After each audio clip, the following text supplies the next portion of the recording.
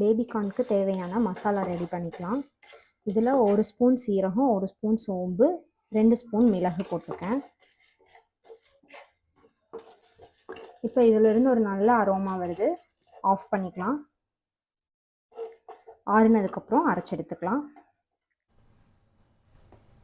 Pepper மசாலாவை இன்றைக்கி நான் இடித்து எடுத்துக்கிறேன். மிக்ஸி வச்சு கூட நம்ம கிரைண்ட் பண்ணிக்கலாம். கொஞ்சம் நல்லா வாஷ் பண்ணி கட் பண்ணி வச்சுருக்கேன். இதை சுடுதண்ணியில் போட்டு நம்ம வேக வச்சுக்கலாம். உப்பும் மஞ்சத்தூளும் போட்டிருக்கேன். எண்ணெய் நல்லா சூடானதும் அதில் ஒரு சின்ன பட்டை, கிராம்பு, கொஞ்சம் மிளகு, 4 ஏலக்காய், கொஞ்சம் சோம்பு, கொஞ்சம் சீரகம்,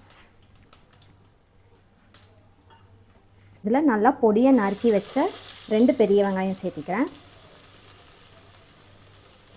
கருவேப்பிலை கொஞ்சம் ஆட் பண்ணிக்கலாம்.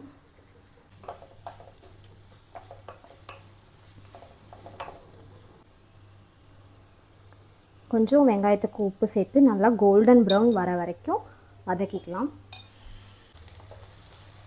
இந்த மாதிரி கண்ணாடி பதத்தில் இருக்கும்போது நமக்கு வெங்காயம் கொஞ்சம் காரமான டேஸ்ட்டில் இருக்கும். இதுவே நல்லா ப்ரௌன் ஆகி வந்துச்சுன்னா நமக்கு இந்த மாதிரி கிரேவிக்கு ஏற்ற மாதிரி ஒரு ஸ்வீட்டான டேஸ்ட்டில் வந்துடும்.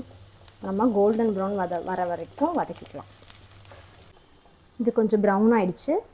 இதில் நம்ம இஞ்சி பூண்டு பேஸ்ட் போட்டுக்கலாம். இதில் நான் இஞ்சி பூண்டு, ஒரு மீடியம் சைஸ் தக்காளி அண்ட் ஒரு 4-5 கேஷ்யூஸ் போட்டு அரைச்சி எடுத்திருக்கேன். கேஷ்யூஸ் போட்டு அரைச்சி எடுக்கும்போது நமக்கு நல்லா க்ரீமியான டெக்ஸ்சரில் வரும் கிரேவி.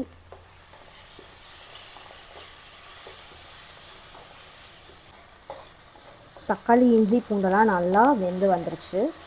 இப்போ நம்ம மசாலாஸ் ஆட் பண்ணிக்கலாம். 1/4 டீஸ்பூன் மஞ்சள் தூள், 1 ஸ்பூன் மல்லித்தூள்,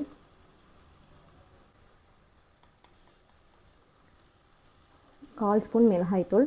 நான் மிளகாய்த்தூள் ரொம்ப கம்மியாக போடுறேன், ஏன்னா நம்ம பெப்பர் மசாலா தனியாக அரைச்சி எடுத்து வச்சுருக்கோம்.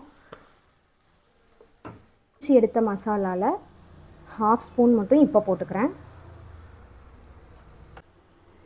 இதில் நமக்கு கிரேவிக்கு தேவையான தண்ணி ஊற்றிக்கலாம். நான் 1 டம்ளர் தண்ணி ஊற்றுறேன். நமக்கு நல்லா ட்ரையாக வேணும்னா இந்த 1 டம்ளர் தண்ணி சரியாக இருக்கும். இல்லை கொஞ்சம் கிரேவி மாதிரி வேணும்னா இன்னொரு 1/2 டம்ளர் ஊற்றிக்கலாம். ஊற்றி நல்லா இதை கொதிக்க விடலாம்.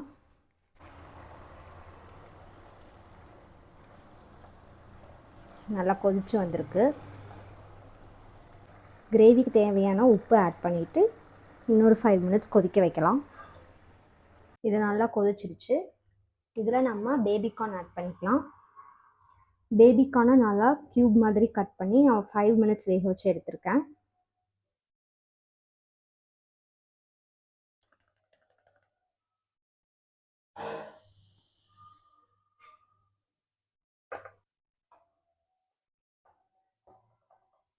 நம்ம இதில் இடித்து வச்ச மசாலா 1 ஸ்பூன் ஃபுல்லாக போட்டுக்கலாம். 5 மினிட்ஸில் நல்லா கொதித்து வந்துடுச்சு.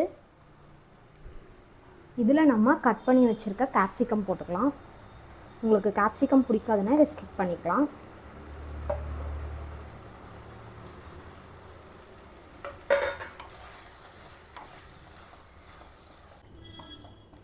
எனக்கு கிரேவியோட கன்சிஸ்டன்சி இதுவே போதும். உங்களுக்கு இன்னும் ட்ரையாக வேணும்னா சிம்மில் வச்சு 5 மினிட்ஸ் விட்டிங்கன்னா இன்னும் ட்ரை ஆகிடும். இந்த டிஷ்ஷோட ஃபினிஷிங் தான் ஹைலைட்டே. இதில் நடுவில் கொஞ்சமாக பட்டர் வச்சுக்கோங்க. வச்சுட்டு சோம்பு பொடி கொஞ்சம் போட்டுக்கோங்க. கஸ்தூரி மேத்தியை நல்லா தேய்ச்சி போட்டுக்கோங்க. போட்டுட்டு க்ளோஸ் பண்ணிவிட்டு ஆஃப் பண்ணிடலாம்.